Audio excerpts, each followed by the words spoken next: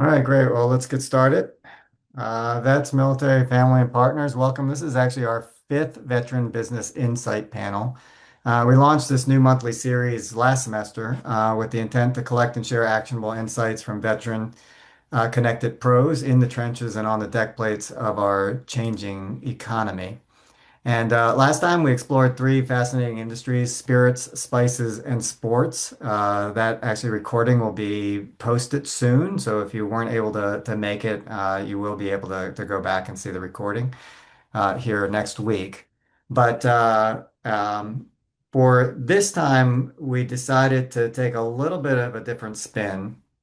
And instead of inviting three different industries to come in and talk about the changing economy, we decided to focus on an often understudied and underrepresented journey or path towards entrepreneurship as a veteran, and that is entrepreneurship through acquisition, right? Oftentimes we talk about entrepreneurship, people assume that you mean sort of the bootstrapping startup that we all hear about and see movies about. But there's also another path to entrepreneurship, and that is by either acquiring a firm either that you're at or acquiring a firm that needs a leader to take them into the next generation of growth. And that's a very viable path as well. So for this panel, we've got three experts in the field, experts either by way of helping others acquire businesses or having acquired businesses themselves and led them to growth. Chris Lefevre, Glenn Martin, Abby Malcho, and John Panaccione, and you'll hear a little bit more about their backgrounds as we introduce them and get into some of the Q&A. First, before we dive into that, though, we always like to start our events with a moment of silence, just out of respect for those among us, our brothers and sisters in uniform service who can't be here with us because they're deployed to keep America secure, prepared, partnered, and healthy.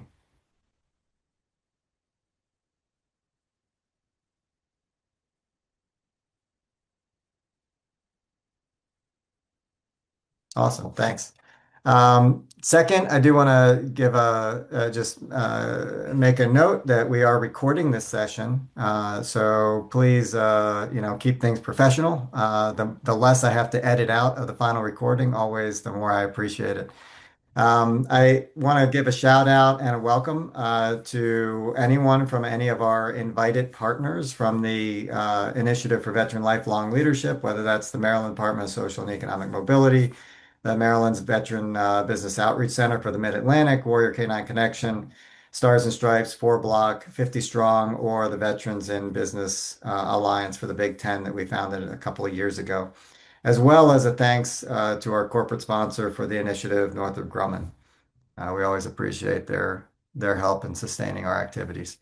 A little bit of context real quick, sort of our promotional, paid promotional or unpaid promotional spot here. Our professional development panels, the insight panels are part of Maryland Smith's Initiative for Veteran Lifelong Leadership. It's our open platform to promote vets as strategic assets for a united economy. It specifically falls within the mission of enhancing vet present value. That's one of three missions. You can see the partners across the bottom there, as well as some of our benefactors. So if you're interested in learning anything more about the initiative, you can either visit the website there or I'm happy to talk if you want to shoot me a note. Always happy to share and get more people involved. Some quick admin items for our forum. Please mute your microphones while you're listening. Send questions in chat or raise your hand if you have one. We'll get to you in order. Wait to be called on by a Smith moderator. That'll be either myself or Charles Castley. Charles, you want to raise your hand? He's our Veteran Lifelong Leaders Fellow at Smith. And then as you launch into your question or comment, tell us about yourself a little bit, just very quickly. We like to get to know each other during these forums as much as we can. All right. So as always, we like to open these up with a little bit of an interactive exercise, which is our pop quiz. Then we'll roll into panel insights and our open Q&A. Pop quiz is just designed to get you on the keyboard so that you're not just kind of zoning out and doing nothing but listening. So with that, we're gonna have about 2 minutes here to find out what we know collectively about small business and entrepreneurship in America. So let's go ahead and end it. Thanks to everyone, actually. And we got 17 to 17. So I'm going to share the results here. We're going to go through them real quick. We're going to see what we all know about small business and entrepreneurs in America, or at least a little bit about it. So question number one, how many small businesses are there in the United States? At present count, the answer is B, 36.2 million. So most of you shot high, but that's okay. It's good to be optimistic. Hopefully that'll be the number next year. Question two, how much of U.S. private sector employment is provided or sourced by small businesses in the U.S.? Um, the answer is A is 46% at A, or C, I'm sorry. So C is the answer is 46%. Again, the majority of you went high. Hopefully with your help, we'll go up to about 50% again in the next few years. What is the median price of U.S. small businesses, or at least was the median price of a U.S. small business sold in 2025? Majority of you guessed C, which was 670,000. We had some ambitious folks in the crowd saying close to a million. I'm sure we would wish that were the case. The answer was B, 349, excuse me, 349,000 dollars, and that was actually up almost 12% from the year prior. So it was trending in a positive direction, but it was just under 350,000. All right, question four. What percentage of small businesses are owned by veterans in the US? The answer is 5.5%. Actually, the majority of you got that. Interestingly enough, that's roughly the percentage of the US population that is veterans right now. So we're just about on par for veteran small business ownership representation alongside the overall population. Question number five, what is a common investment vehicle used by an entrepreneur to acquire a private company? And at least four of you knew the answer, which is a search fund. And we may be able to talk a little bit more about that later. And finally, question number six, what is the SBA's or Small Business Administration's primary loan program commonly used to acquire a small business? And the answer is A, 7A. So just because you need a little bit more government alphabet soup in your vocabulary there, now that you can add the 7A program loan program to that. Okay, that is enough quizzing. Let's get down to business. So for the panel, the way we're going to work this is I'm going to ask a first round of questions as I introduce the panelists. You can take a quick look at their headshots there, but actually then I'm going to take it down so that we can actually feel like we're in the same room. We're not sitting around looking at slides. And then so I'm going to ask the first round of questions, then another quick sort of quick fire round, and then we will open it up to questions from you. So with that, I'm going to actually stop my share. All right, and hopefully my face just got bigger for you, fortunately or unfortunately. And I'm going to we're going to start with Chris Lefevre. So Chris is a Marine Corps vet and president and CEO of ISI Professional Services, which is a consulting firm focused on program and project management, construction management, and real estate advisory, as well as leadership development programs. And it's been recognized multiple consecutive times as one of the nation's fastest growing private enterprises on the Inc. 5000 list, as well as a national best place to work in the consulting category. Chris has also actually just recently testified to the House Small Business Committee in December on empowering veteran entrepreneurs. And so he's got a wealth of experience, both from his own journey as well as from seeing the journey and accompanying others in the field.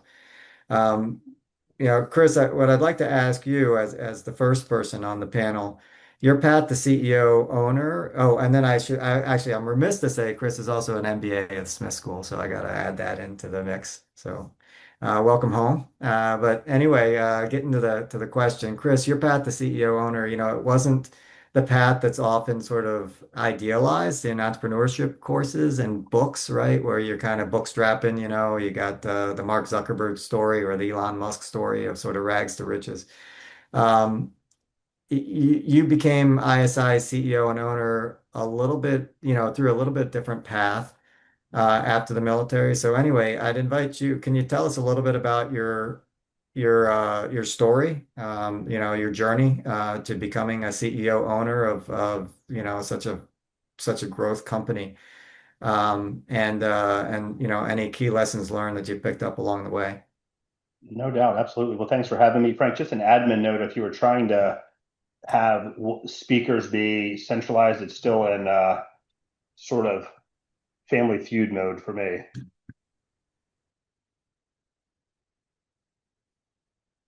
or window pane mode. But as you're doing that, well, good evening, everybody. Thanks for the warm introduction, Frank. Really appreciate it. As Frank mentioned, my name is Chris Lefevre, and I am President and CEO of ISI Professional Services. And I'd agree. I think that Veteran Entrepreneurship One is 5.5% of those businesses that are out there. So I think the path that we are all on is atypical to begin with. But I think mine's a little bit more atypical. I didn't set out to be an entrepreneur. I had no one model that for me. I didn't know that that was an option. I didn't leave the Marine Corps with a 5-year search fund plan. My reality is I took a job as a project manager. And fairly quickly, that job evolved into ownership of a 20-year, multi-million dollar consulting business.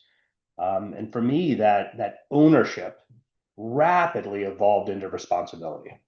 Responsibility, thinking back then, I still have a little scar tissue about it.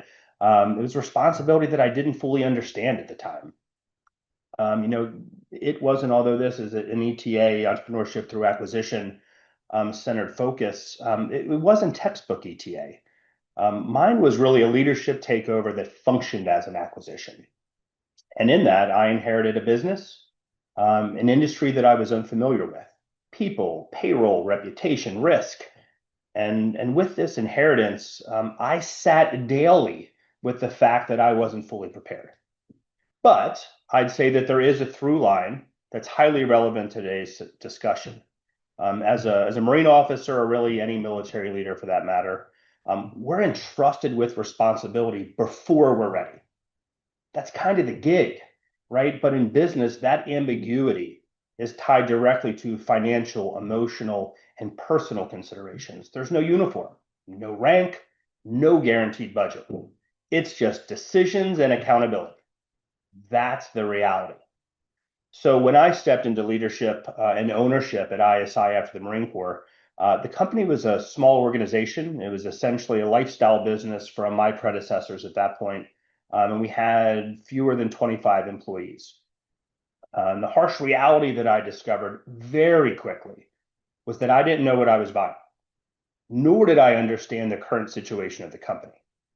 And in that, I mean, I didn't understand the situation administratively, operationally, and most certainly not financially. About 5 years into it, the struggle and the learning curve were real and ever present. It was relentless. But I'd say I persisted, and together, me, my leadership team, and the broader organization, we persevered. And around the 7-year mark, around 2019, I took the company over in 2012. We started expanding rapidly. And this included in that time frame, we onboarded more than 200 employees onto a single contract in less than 2 weeks. And although that type of growth felt like starting over with all of the unknowns that were in front of us, it also felt like we were just getting started. There was finally some momentum building. And throughout the years since I took the company over in 2012, we sustained strong multi-year growth. We had, as Frank mentioned, multiple appearances on the Inc. 5000 list. We earned consecutive best places to work recognitions in Virginia and nationally. And even this year, we ranked #2 in the country in the consulting category. So as we drove depth and real operational maturity sort of inside the walls of ISI, we also began to expand externally into multiple entities. And even now, in my personal evolution as an entrepreneur, again, as Frank mentioned, stole a lot of my thunder. I had the honor to testify in the House Small Business Committee. Specifically, this was for this purpose that we're here today, right? It's for advocating for veterans policies there, but affecting veteran entrepreneurship. I also regularly have the privilege to mentor emerging veteran entrepreneurs. But in that story, in that picture that I painted of my story, it has absolutely in no way been all sunshine and rainbows. Last industry as the most recent example, my industry in government contracting, we experienced significant turbulence. Last February, overnight, I lost half the business in revenue. It was no longer there. That was my reality.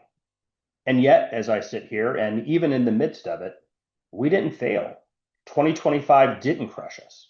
And as I look back, it really didn't even fracture us. I realize now that the resilience and success that we now enjoy, it's been hard earned throughout those years.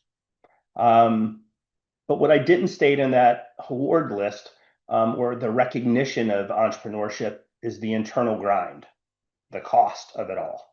And across my story arc, there's some key observations that I just really wish that I had known at the start of my journey, and I really want to kind of share them with you today. First, I wish that I knew about the grind and the comparison trap that follows it. When you're grinding in entrepreneurship, especially when you're trying to build the plane as you fly it, when you know nothing, you're going to feel the pain. But you also, at that same time, have that drive and burning desire propelling you forward. It's fuel. But you're also going to watch your peers ascend, or at least they're going to enjoy more stability than you will. They're going to achieve bigger salaries. They're going to assume less risk. They're going to enjoy more predictability. And they're absolutely going to experience less stress. You're going to be carrying payroll. They're going to be getting bonuses. But, and it's a big but, you cannot find yourself comparing because comparison will distort your mission.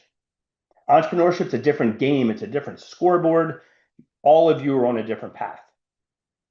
The second is I wish that I had an understanding of the striver's curse and imposter syndrome. I'd frame the striver's curse as the more you achieve, the more you raise your own internal standard. You don't feel successful ever. You feel behind perpetually. And imposter syndrome is very real in ETA, right? You actually inherit something. You step into ownership and you're in an ever-present way, always thinking, do I deserve to be here? And that's okay. You just have to name it. You have to normalize it. And the realization that changed everything for me is that ownership is not about ambition. It's about stewardship. When you acquire a business, especially as a veteran, you're not just buying revenue. You're inheriting people's livelihoods, family's security, a founder's legacy, a reputation built over decades. And that realization shifts the mindset. It stops being about proving yourself. You're trying to accomplish something, and it starts being about protecting and growing something bigger than you. And that shift from proving to stewarding is where, at least for me, my real learning began. Thanks, Frank. Yeah, that was awesome. I had to stop. It took me a minute because I was writing down too many notes here. So that was great. Well, I love that final quote, especially that it's not about proving yourself, it's about stewardship.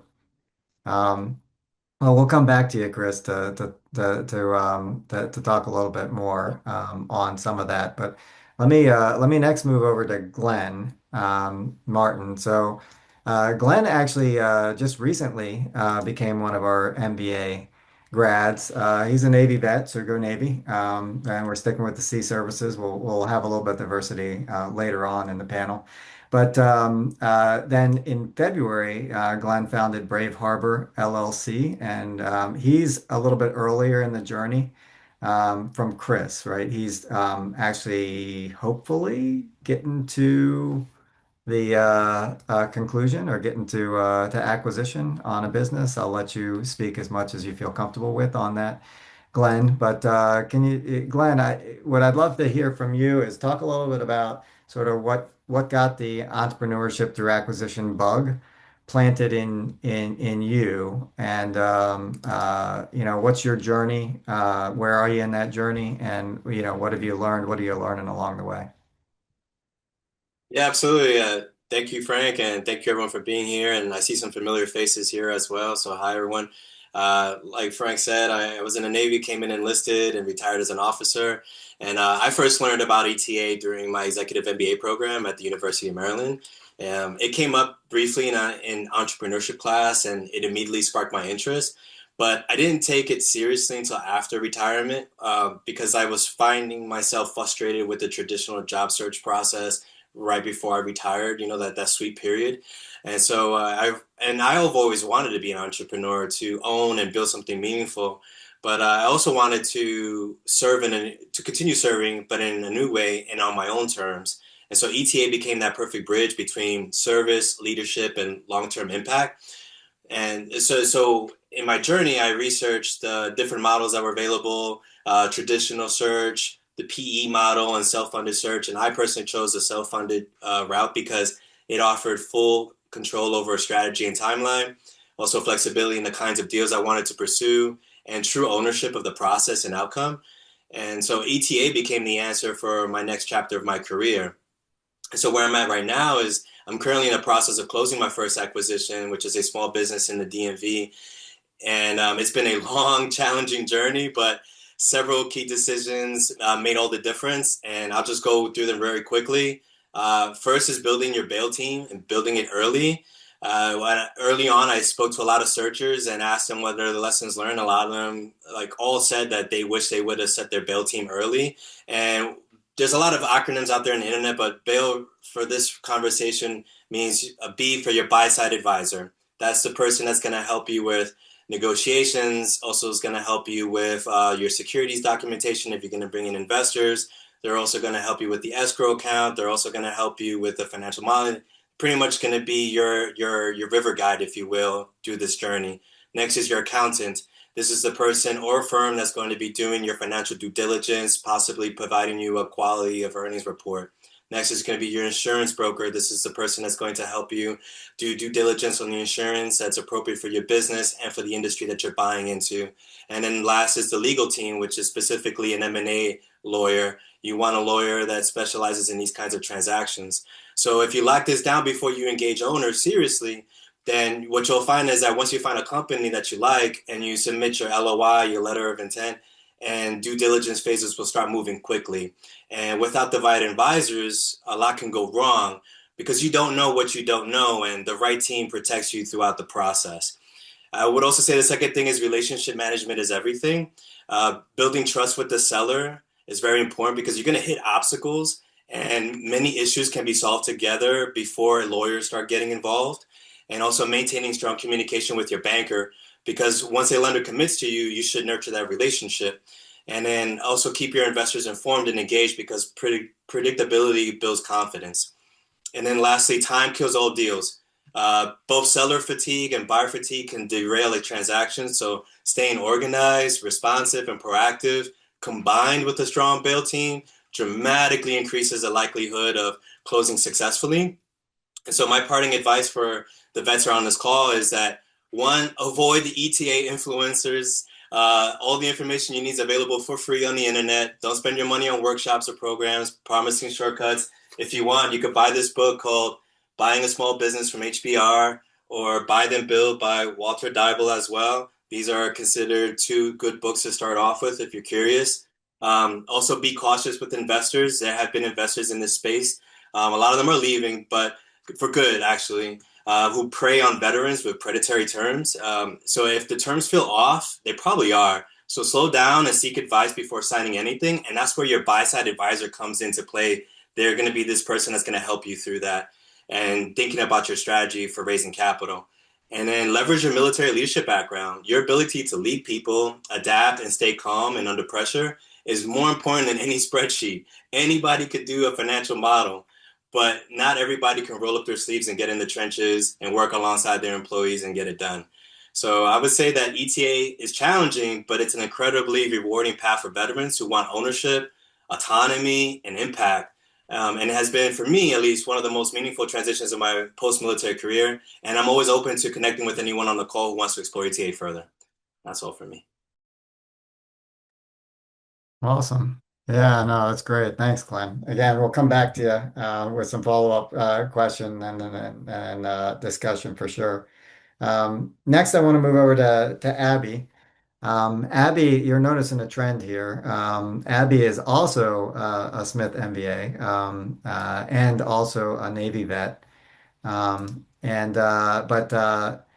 she has actually stayed engaged with the school since she graduated. Geez, I don't know. How long ago was it now, Abby? Have you gone over the decade mark yet? It was only 2017.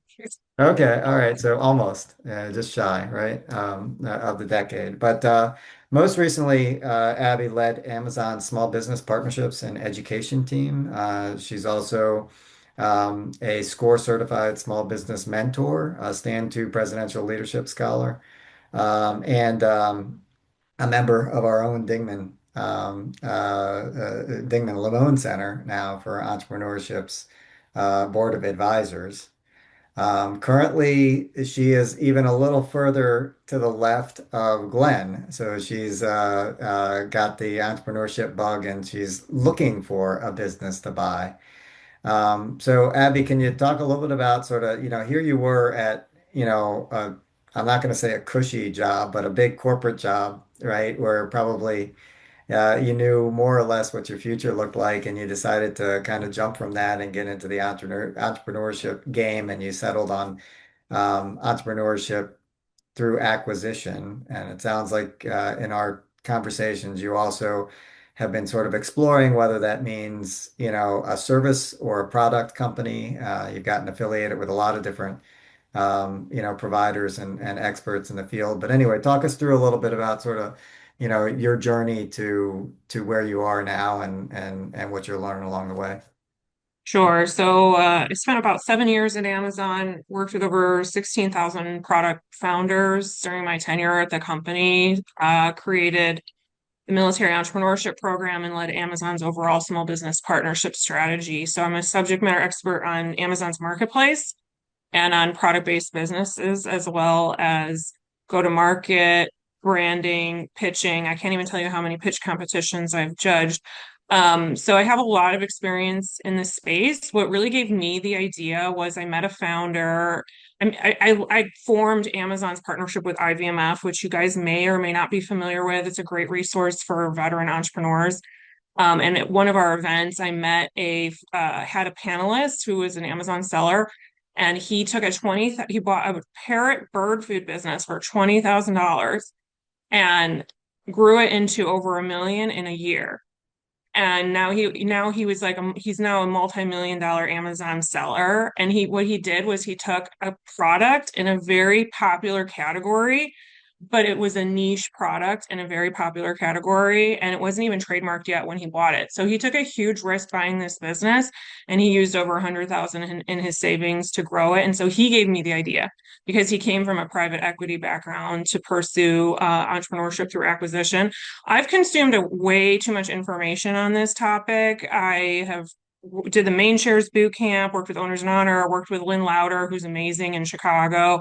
I also took Walker Diebel's month-long intensive, so I have access to his lab for life. It was his month-long intensive where I learned the most about what is really required to pursue buying a business. And you really have to understand what your risk tolerance is. I think that's very important because you're not going to find a perfect business, just like you're not going to find a perfect job. So I think the best advice I can give people is know how much you're willing to spend, because you really do need to have some working capital, and you can't just look at the purchase price of a business. You need more than that. You need to have money for working capital, and I think that's very important. You also need, to Glenn's point, you need money for the lawyers, you need money for the accountants. There's a lot that goes into buying a business. What I can say helped me the most is to find a network of people who are looking to do the exact same thing as you, and really learn from each other. So in the lab, for example, we had weekly accountability sessions. We had access to all the brokers within Walker's network, which helped a lot. And I evaluated literally hundreds of CIMs hundreds of SIMs. And the first thing I look at when I see a SIM is what is wrong with this business, because you want to be able to troubleshoot where the problems could lie, because you don't want to submit an LOI and then the business goes bad, and there is a lot of risk involved. For me, it took me a while to figure out, do I want product versus service? Because to Glenn's point earlier, there's a lot of influencers out there that are like, you can buy a laundromat and become a millionaire. But at the end of the day, like, product is what I know. It's the bread and butter of what I know. I can look at a brand right away and tell if it has potential in the market or not. I know way too much about what categories are going to perform better than other categories, what really is involved in e-commerce. There is a lot involved in e-commerce, much more than a service-based business. So those are things that I considered. And for me, where I sit right now in my search is like really trying to probably bridge the gap between buying a business through another W-2, because I want to be able to have more liquid capital to be able to have more purchasing options. So really start looking at those SIMs if you're still trying to figure out what you want, because you're going to start figuring out the money part of it. And the money part of it is probably the most important, right? But for me, what was really honed in on my experience was, what is your unique skill set that you can bring to growing a business? For me, like, my unique perspective, I have a lot of digital marketing experience. So if I were to buy a product-based business, I bring a lot of digital marketing experience. And if that business is lacking digital marketing, then there's my opportunity to really grow and scale that business. So really know what your skill set is that will help identify the gap the business has and how you can grow that business. And yeah, Sim, thanks, Glenn. Sorry. Yeah. And then the LOIs. I don't know, Glenn, you didn't talk about LOIs, but that's a whole other process too. So yeah, that's, hopefully that answers anything. I'll share my LinkedIn in the chat. If anyone's interested in product, I'm your gal. Promise me. I can't even tell you how many businesses I've mentored on product. So I'm your gal, and I'll share my LinkedIn in the chat. Oh, that's great. Thanks, Abby. And actually, that sets us up very nicely for our final panelist here, John Panaccione. So John is even further to the left, or in some senses, sort of at the substrate level for this whole ecosystem, in that he is an Army vet. But since his time in the Army, he has both founded and directed Vet to CEO, which is a nonprofit that assists veterans in entrepreneurship, as well as to include entrepreneurship through acquisition. And then as owner and CEO of Fulla Capital, he likes to call that his day job, which is an SEC registered broker dealer and member of FINRA that helps small businesses raise capital based out of North Carolina, or at least John is based out of North Carolina. So John, first off, I guess tell us a little bit about your journey, as a veteran into this space, but then also lessons learned that you've picked up, both from your own experience as a CEO and owner, but then also, helping the many, many veterans that you've helped through both Vet to CEO as well as Fulla Capital. Sure. Thanks, Frank. Great to be here. Great to be among fellow veterans. I think looking around, I think I'm the dinosaur, old geezer, old school guy. So I'm going to try to make some comments without dropping some F-bombs and talking like old school. I heard you in the beginning, Frank. Hey, look, I could bore you guys to tears. My colleagues kind of told you all the secrets. A little bit about myself. You can Google me. I worked for Paul Allen, the co-founder of Microsoft, back in the 90s, and my job was the Army guy that knew operations. So they hired me to roll up 6 acquisitions in 6 months and put together a 200-person services organization in 10 offices in 3 countries. So that's where my first baptism of fire, by acquiring companies that fast, not knowing what the hell I was doing.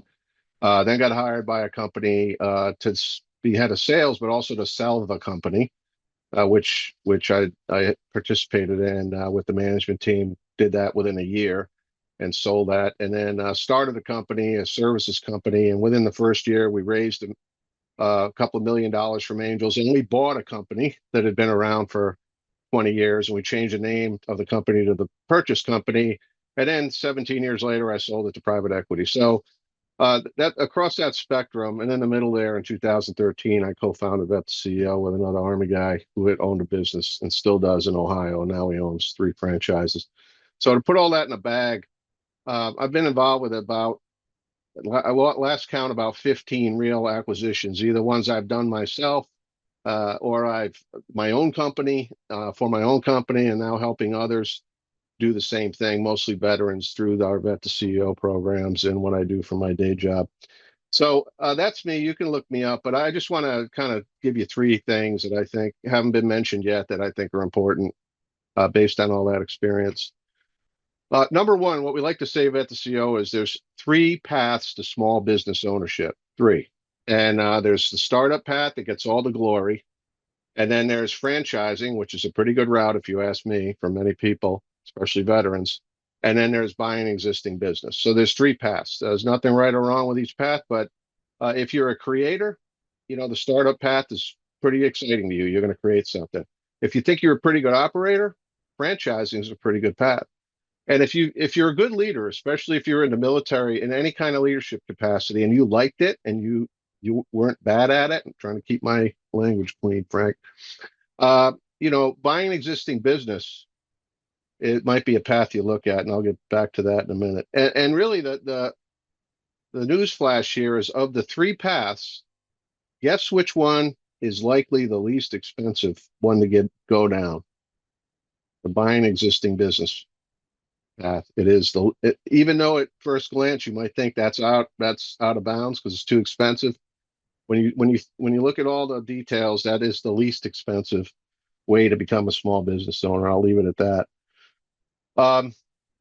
Number 2, what should give you all comfort is the seller is as much in the dark as you are as the buyer. So just because a seller has been running his or her company for 20, 30 years, the first time they go to sell the company is the first time most of them have ever experienced that before. So they are as clueless about it as you are. So that should give you some comfort. And I say that kind of tongue in cheek because it's a process that's been grown up over decades through the practices of the people that make money on the process. There's no regulation like there is with raising money with securities law or anything that governs how M&A happens. It's just a bunch of norms and best practices. So why am I sharing that with you? I think Glenn said it. There's a lot of misinformation out there, a lot of talking heads that tell you the way it is. Most of them have never bought a business or sold one in their life. So unless you've kind of been in the game, you don't really know the real way. And back to Glenn's point, having a deal team that has been there, done that is good, as well as people like Abby that have domain expertise in certain areas. That's how you form a deal team that helps you get over the finish line. So let that give you some comfort. The sellers are as clueless as you are when you go down that path. And then last but not least, it's my favorite. It's all about leadership. I think Chris said it. The military spends more developing leaders in their 20s and 30s than any organization in the world. So we leave the military having done a bunch of reps as a leader, just like going to the gym. Like we've had more reps as leaders at all levels than our civilian counterparts. If you take a college graduate who has a fancy degree and was a straight A student and tell them to walk into an HVAC building where there's 20 people that now work for him or her, and that's their first time leading others, even though they're a genius on paper, they're probably going to fail miserably, right? I'll take a Lance Corporal or somebody, no matter what rank. You don't have to be a general. Probably hurts you if you are. But someone with leadership reps from the military and stick them in an existing business, and you're going to hit the ground running because you know how to deal with people. It's all about change management. Period. End of story. It's nothing more challenging than that. And veterans are very well conditioned to be dropped into that environment and just hit the ground running. So that should give you some confidence. So those are my 3 things. Awesome. No, that's great. Thanks. Thanks, John. I want to take it real quick back. This is kind of our lightning round. We're just going to do it real fast, but I want to take it real quick back to Chris. And so I want each of our panelists to kind of rewind your story back to, when you were a younger version of yourself, maybe a little less certain that you were going to have all the success you've had. And if we could go back to Chris. And what is it that you think like the prior owner of ISI saw in you that inspired him to kind of make you to position you to acquire ISI and take it into its current success? And what is that, from that, is there any recommendation that you would have for folks that maybe want to follow in your footsteps? Sure. I mean, I think first and foremost, and it had nothing to do with me, there was a need, right? I think whether that someone is burned out, they need some liquidity event, or they have some new desire. Right? There needs to be a need to sell, or desire. Great question. I mean, I'll have to ask him. He's still around. I'd love to know. But if I had to answer the question, which I guess I do right now, I think that he saw my hunger, my optimism. I was this weird blend of like being a sponge to learn everything that I could, and at the same time being a ball of energy. I was even then incredibly disciplined. I'm a Marine after all. And lastly, and this is a major component still today, is I was early accountable. And maybe another thing I'd throw in there is every opportunity I had, I was already in the organization again. I put myself in the room. I wanted to be a fly on the wall. I wanted to understand nomenclature, context, nuance. If I wasn't in the room, I wasn't learning. And so I always wanted to make sure I could at least put myself in a place to be able to learn. For some quick one-liners of sort of lessons learned, and again, from the sort of the maturity and the life cycle of the businesses, sort of on the one end of the spectrum, and so mine are likely going to be different than everybody's. But I would say build for sustainability, not heroics. Prioritize your personal presence before performance. Respond before reacting. Focus on connection before correction, and refine winning, the definition of winning and what that means to you. The last thing I'd say is, and I talk about this internally. There are a few learned truths that I've uncovered, and the first, and I think it's probably the most pointed to this group and this topic, is always bet on yourself. Betting on yourself is going to aid you in the grind. Like, keep it simple, stupid. Learn one new thing, take one new step each day, and it's about progress before perfection. It's key. Never be the smartest person in the room. Build depth early, as kind of capital allows. A lesson is not learned until behavior changes. And then communication is oxygen. Communicate early, often, and transparently. Those would be my sort of lessons learned or hard truths of entrepreneurship. No, that's awesome. I love the refine winning. I think that's great. I know I one thing that I found that I think I find as I talk to a lot of vets is that in the military, it's kind of like you have a lot of sprints and then you go to the next sprint, right? You sprint, you rest, you sprint, you rest. And once you get out of the military and you're in it to win it over 10 years or 20 years, that's a whole different story, right? It's a No doubt. marathon. Um, One employee is different than 10, which is a whole lot different than 100, which is incredibly different than 1,000, right? So, I mean, as you evolve, so too are the goalposts or the finish line, right? So you need to constantly be evolving and redefining in that way. yeah, that's awesome. And Glenn, over to you real quick. You've shared a lot of resources and, have been doing a lot of different, I guess pursuing a lot of different angles to ETA. But, if you were back in school or back at the beginning of your journey, like what's the one thing that you wish you had known at the start? No, that's a great question, Frank. I think I would just ask more questions, right? Because the first thing is to first have that, come to self moment that I don't know everything, but there are people out there that do know more than I do, and then go seek those people. And I mean, I'm still learning even more stuff as this deal is coming to a close. Just even if you throw in like securities law and real estate law, all of these things, right? Was not taught to me in my MBA class because that's at the corporate level. So I would just say, just be humble, knowing that you don't know everything. and I just ask more questions. So like definitely just talk to other searchers and ask them what went right, what went wrong in their search, and ask other advisors that advise searchers like, hey, what do you see searchers doing right, doing wrong, or what would you like to see? Or hey, ask questions and asking good questions because not every question is also good, right? So just making sure that you're asking these questions and you're getting to the answer that you need to push the needle forward. Oh, that's great. Thanks, Glenn. Abby, to you real quick, in the sort of 30 seconds or less, what do you wish were better taught or better mentored in the entrepreneurship space for veterans? Well, definitely ETA. I don't think people know what actually is goes into entrepreneurship through acquisition. I think most every entrepreneur event I've ever been to, and I've been to thousands, people just talk about starting your own business, but nobody really talks about buying a business. And so I really think that there needs to be more material, more discussions around that topic because it's just not feasible to always start a business and most startups fail, right? So I think people need to be talking about ETA more and networking more in that circle as well. Awesome. Thanks. And then finally, over to you, John.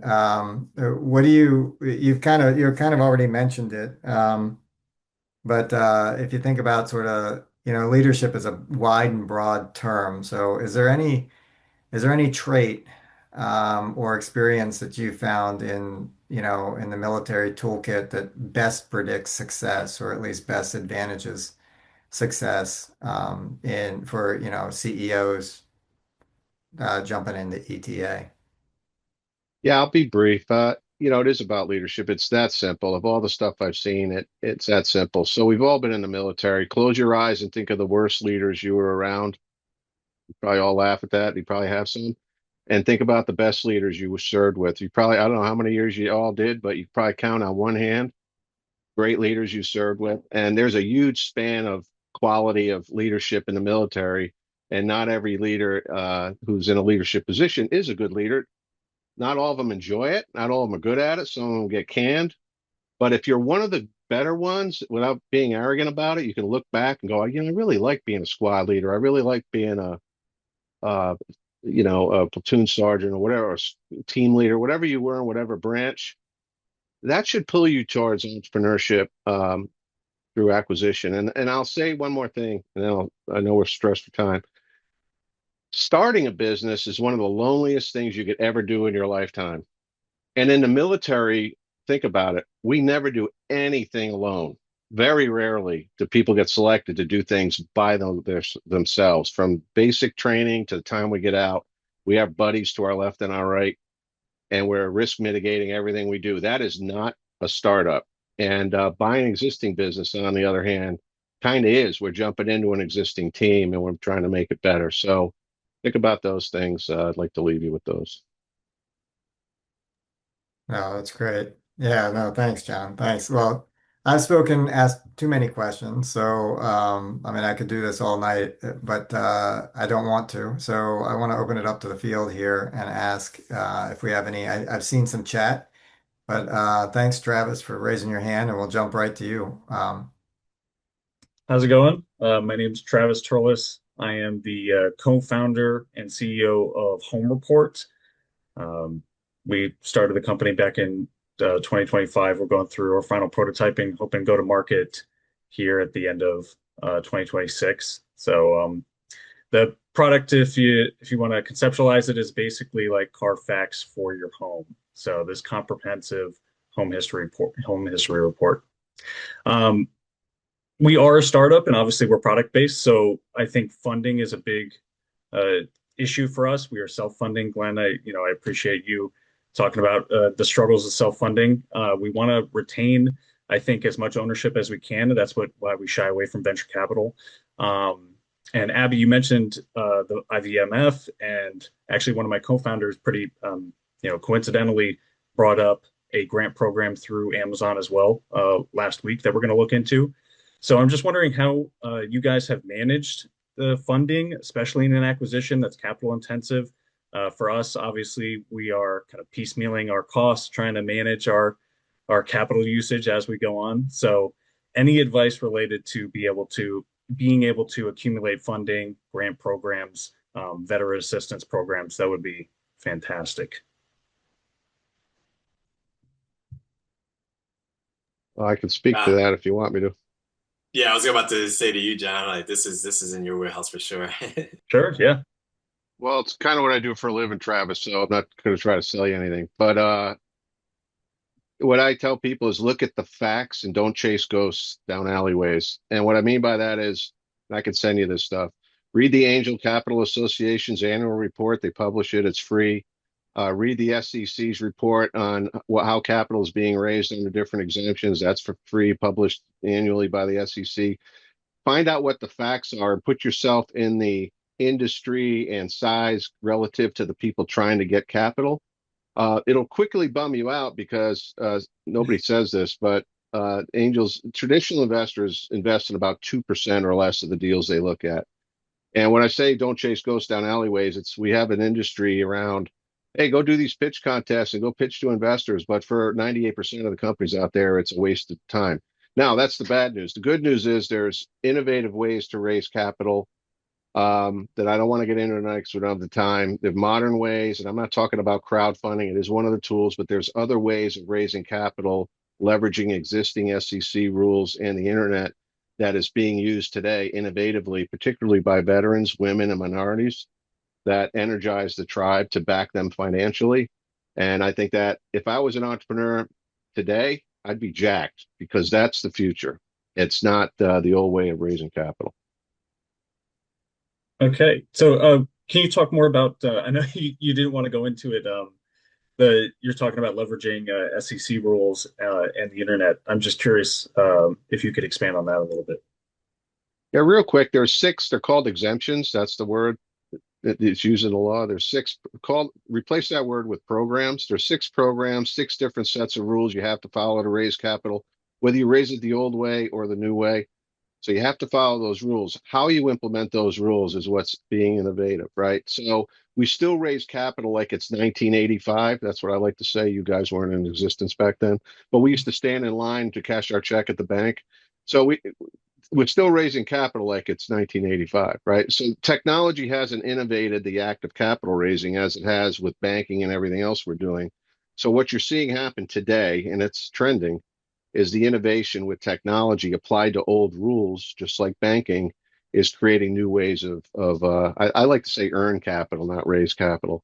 New ways for guys like you and gals to take a story and a product and take it to other types of investors that aren't the traditional investor. That's great. Yeah. I don't want to hog too much of the time here, Frank, but that was great, John. Appreciate it. And I might be reaching out as well Sure. through LinkedIn. Yeah. Thank you. Sure. Awesome. Good Yeah, luck to you. thank you. And we can follow up with additional questions offline after this. But do we have any other questions? Do we have somebody else in the queue here? Oh, Lakendra. Hi, good evening, everyone. I am a second year MBA student focused on entrepreneurship and innovation. I also intern at the Demon Lamont Entrepreneurship Center. So my question is for Glenn. So how long did it take you to get to this point in the deal? Like how long would you expect to kind of like close? And then my second question would be, you all say like it takes money to kind of start. What would you say is like the ballpark for just starting? So like getting the team together and then everything before you start your search. Yeah, thank you, Kendra. That's a great question. I won't go too much in detail because I know we're short on time. But at least for my story, I, like Abby, also went through a lot of sims. So I broke out my search into phases, like a military operation. And I tried to make sure that I look at what was working, what wasn't working. Initially, I started off with off-market deals. So that means like cold calling people and scraping the internet, using AI tools to help find me a Rolodex of potential businesses. I quickly saw that wasn't working for me, so then I pivoted to existing deals that were on broker sites, and then that helped me a lot. And that's how I found my current deal. So I would say about 4 months into my search, I found the business that I'm working on. What I didn't anticipate was just like tariffs, rule changes, uh, economic uncertainties and all these other things. But needless to say, we problems came up when we created solutions to solve them. In terms of money, I had money saved up to start my search, but I will say that you can roll up the charges of like post acquisition into your loan, depending how big the loan is and how big the business is that you're getting. It is very possible to be able to roll up the costs, the acquisition costs into the loan or with the money raised through investors. So there's options like that. Does that answer your question? Yes, it does. Thank you. Awesome. And John, do you have anything to add to that? No, I know it took you a lot less time and a lot less money than you ever expected, right? But yeah, it costs money to be in the game, but like Glenn said, there's ways to manage that investment. Um, we could talk about that offline. I'm also putting a third book in the chat there for you. This one's I recommend because it's from the seller's perspective. It's important to know what a seller's mindset is when you're going down this path.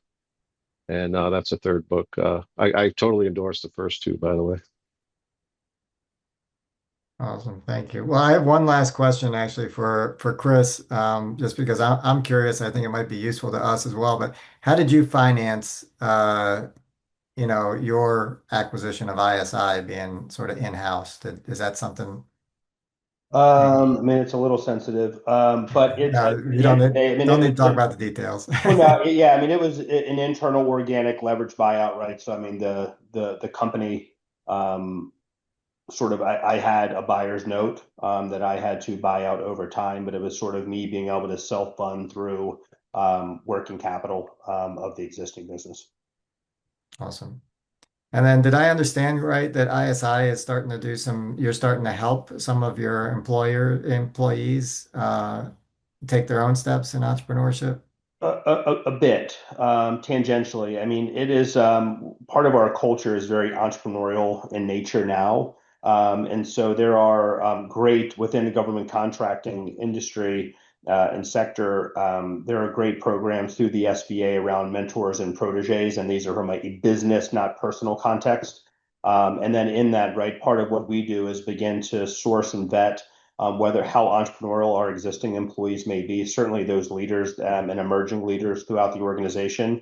And then there are ways with which you can begin to help them seek out their opportunity internal to the organization, right? Frame the opportunity, write the business plan. I mean, they're going to have the gumption and risk tolerance to go out and do the thing on their own. But there are great opportunities within the federal space to be able to help that along for sure. Yeah, awesome. Well, thanks. Thanks. I mean, that's actually just something I wanted to flag because I know, back in the day, 3M was really big, was really good at this. There are some other companies out there that will actually, if you get in-house, sometimes they can actually help some spin out, help with some spin out opportunities, as another path to entrepreneurship. Absolutely.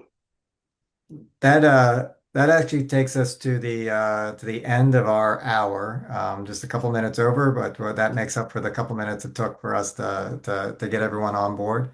I do want to give a huge, huge thanks here with a virtual sort of round of applause to our panelists, Chris, Glenn, Abby, John. I mean, I know I've learned a ton. I'm sure everyone else on the call has learned quite a bit from you. I'll be following up with you. We'll try to get you a small token of appreciation in the mail for your time here tonight. I hope you like turtles or Maryland flags. It'll be something something appropriately themed. Obviously, John, we got to get you branded. Um, so, uh, but as a way of closing out, just remember that you can always follow us. This event was on our Initiative for Veteran Lifelong Leadership page. Future events will be on that page as well, along with recordings and transcripts from the events that you can't make. We do have a number of LinkedIn groups that you're very welcome to join. Maryland Smith Vets, we've got almost 300 Smith Vets in the group, so join that for opportunities, both jobs as well as events. our Initiative for Veteran Lifelong Leadership Smith, our LinkedIn page, and then also the Big Ten Vets in Business, which is a way for us to connect with our fellow business schools across the Big Ten. I got to add a new graphic up there now that we've got some folks on the West Coast joining the Big Ten. I'm not even sure what the Big Ten is anymore. It's more like the Big 30, I guess. But um, and finally, just a reminder to kind of give a salute when we can to the Old Line legacy that that we all share. Legacy born August 1776, the Battle of Brooklyn. Less than 400 Maryland volunteer citizen soldiers held off more than 2,000 British Army regulars, saved the Continental Army from a super early defeat. Less than a dozen of them survived uninjured, but George Washington was watching from a nearby hill, affectionately nicknamed them his Old Line, and used their story of sacrifice to rally troops and patriots throughout the war. It's something that 19th century historian Thomas Field would later call uh, an hour more precious to American liberty than any other. And it's why we're now called the Old Line State here in Maryland. So thank you all for sharing a precious hour and 5 minutes with us today. And we'll see you next time.